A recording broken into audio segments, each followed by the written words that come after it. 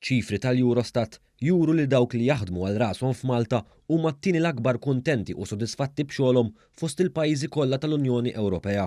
Iċ-ċifri meħuda mill-Labour Force Survey tal-Unjoni Ewropea juru li Malta kienet fost 3 pajjiżi biss li kellhom persentaġġ ogħla minn dak ta' 80%.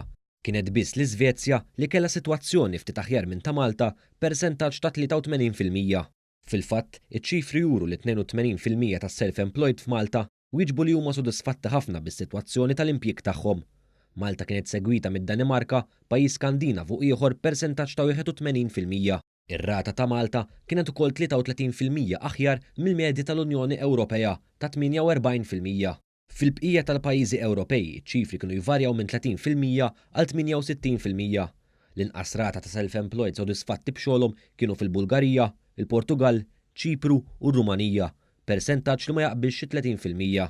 Skont l-aħħar ċifri tal-Uffiċċju Nazzjonali tal-Istatistika ippubblikati f'Ġunju, il-persuni jaħdmu għal rashom żdiedu b'aktar minn 1175 meta mqabbel ma' Ġunju tas-sena li għaddiet.